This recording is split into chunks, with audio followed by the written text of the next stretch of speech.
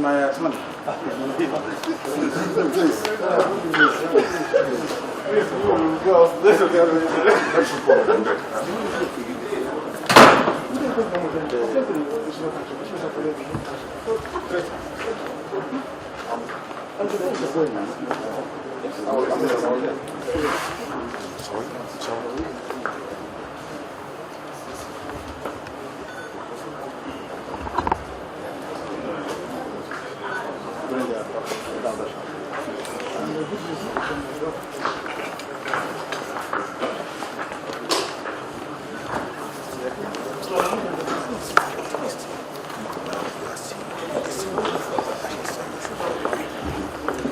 Taking a look at what has happened in court today, what is the position at now? Well, as you all observe, today the motion seeking to quash the charge was moved, and we also adopted our counter affidavit stating that they came on the wrong side of the law, and we take steps to bring to the attention of the court the relevant provisions of the law that suggest that this charge is well-founded and it is filed appropriately and filed at the right place and in accordance with the extant rule and the law that guides the procedure of this honorable court. And we hope and believe that this is one offense that is captured in the open space, is proving all the counts in this charge requires no any effort. It is one charge that within the twinkle of an eye, if the trial is allowed to continue, it will be concluded within record time. And we are optimistic that this honorable court will do justice.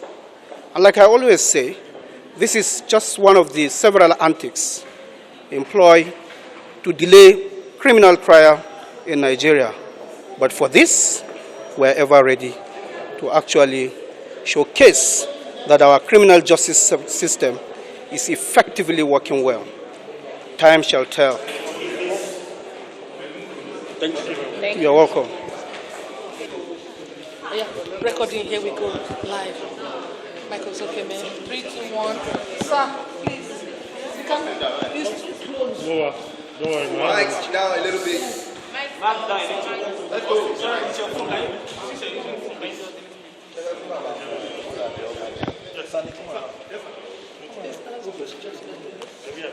Remove your flip mask.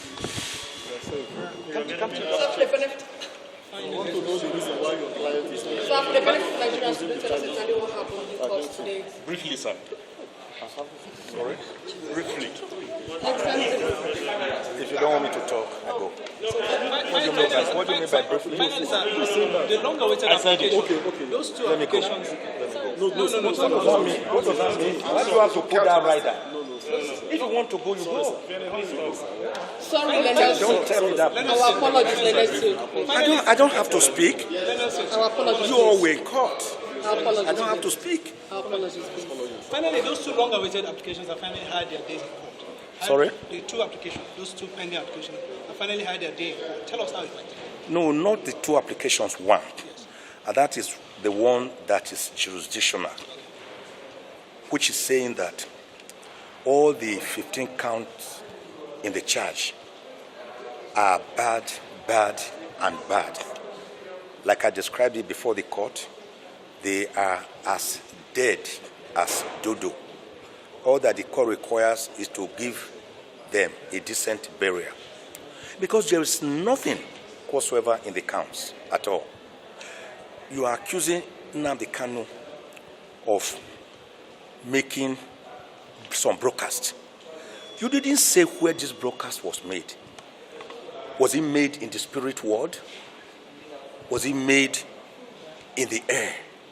Was it made under the ground? You didn't state. That was to run away from the first count they had fired, which we attacked when they had mentioned the United Kingdom. So they thought that by not mentioning a place, they had gotten away from it. But as a matter of fact, they had worsened their case. Because the Federal High Court Act says specifically, Section 34, that you must state the very location, specific location where an offense has been committed. That is one. They couldn't state any. They say made brokers, and that the brokers were in furtherance of some treasonable acts. For you to charge a person with furthering treason, you must have to charge the person with treason. Nnamdi Kanu is not charged with treason here. We call it the predicate offense. It is from this predicate offense that the acts of furthering will emanate. So they are building castles on empty air. There's nothing to support it. You are saying that the brokers he made led to protests, violent protests in the east and in Lagos, affecting Lagos' transportation system. Does this court have jurisdiction territorially over Lagos and matters that happen near Uli, near Ihiala, in Anambra State? No. Does this court have jurisdiction over matters if there was an offense committed, for example, say in UK? Does this court have jurisdiction over matters that happen in UK? Answer, no. Because this court cannot exercise jurisdiction on matters within a sovereign land, another country that has sovereignty under international law. Another major point is that you are trying this man, saying for committing, for belonging to a proscribed organization. And I must now say this, contrary to what the prosecution said last time. Nnamdi Kanu has never denied being a member of IPOB. He says, I am not a member of proscribed IPOB. I want all of you to know the difference. And when IPOB was proscribed through the court process, Nnamdi Kanu challenged it. The matter is at the Court of Appeal currently. Nobody knows the judgment of the Court of Appeal. If the Court of Appeal finally says that this proscription was wrong, as we are contending, let's say by that time you had already tried Nnamdi and jailed him, how will you bring him back? So you are trying him under a law that is inchoate, that is being challenged, whose efficacy and longevity is being tested and has not been finished. So we call it lite pendes, or the doctrine of sub judice. So you cannot. So Nnamdi Kanu, in his extrajudicial statement, said he founded IPOB in 2012 in London. And that is the head. He has never denied being the founder, head, and member of IPOB, but he denies being a member of proscribed IPOB. This point must be made clear. We have also challenged the entire law itself, the Terrorism Prevention Act as amended, of 2011 as amended in 2013. Now, it is not a law within the exclusive legislative list of the National Assembly that it ought to have made. It has no competence to make it under the Constitution. We have also challenged that. There are other grounds, very strong grounds, where we are challenging that. For example, you brought this man, you abducted him by force, you tortured him, you captured him like a common criminal in Kenya. A British citizen who had gone to Kenya voluntarily, you captured him, you abducted him, and you rendered him to Nigeria by force without going through any extradition process. And all the laws governing this matter, like Article 12, sub 4, Article 34 of the African Charter on Human and People's Rights, like sections 4 to 6 of the terrorism and other acts within the Commonwealth jurisdiction, and even Part 5A of the guidelines issued pursuant to the African Charter on Human and People's Rights, say that before you can try a person for an offense, you have to show that the person was rendered freely and voluntarily, lawfully, to your country from the country where he was, maybe as a fugitive or as a visitor. But Nnamdi Kanu was captured in Kenya and brought here extrajudicially to Nigeria to face trial. that cannot make any count based on that to stand. It is like saying that you can destroy a person ahead so as to have the chance to try the person. So we raised some very fundamental steps. And in any case, in any event, the entire 34 grounds that we filed, the entire affidavit and a better affidavit, including points of law, they could never deny any of them. They just did what you call general denial by saying the prosecution denies the affirmance in your affidavit. What are you saying to it? What did they say to the fact that Nnamdi Kanu was extrajudicially rendered and renditioned to Nigeria? They don't have a word.